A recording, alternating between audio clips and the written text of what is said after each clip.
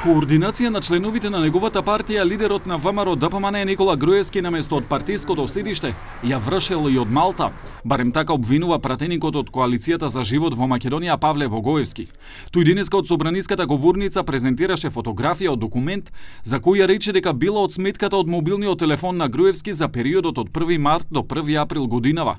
Како што изјави Богоевски, го опфаќа времето кога екс-премиерот беше на пат во Малта, а сумата изнесува скоро 3000 евра за роаминг, пари одвоени од државниот буџет.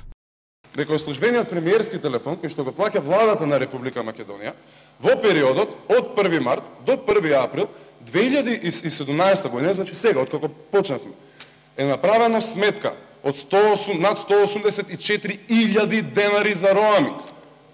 Дали тоа значи дека државата ги плаќа координациите кои што ви ги правеше Никола Груевски од Малта за циркусот тука? Груевски во законодавниот дом дојде неколку минути пред пратениците да заминат на пауза, но повторно никој не го упраша за ваквите наводи. Преку соопштение реагира од неговата партија. Лажна била изјавата на Богоевски.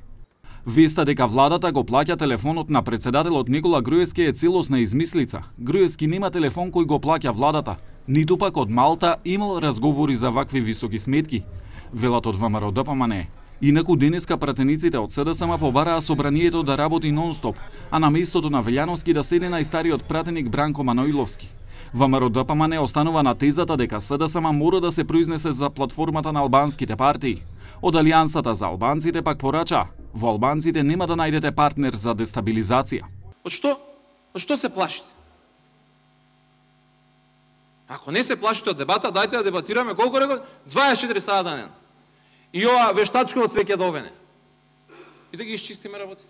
И час поскоро, колегите, особено председателите, подпредседателите на оваа политичка партија, зборувам за СДСМ, треба да излезат на оваа говорница и да кажат дека нема оваа платформа повеќе да важи за нив. И затоа ве молам, не враќајте повторно на почетокот. Ако се обидувате да најдете партнер кај албанците за дестабилизација на земјата, нема да го најдете тој партнер кај албанците. За предлогот за непрекината работа на собранието, социјалдемократите ќе бараат поддршка од 10 пратеници, при што вела дека имаат план за негова деблокада кој засега не го откриваат.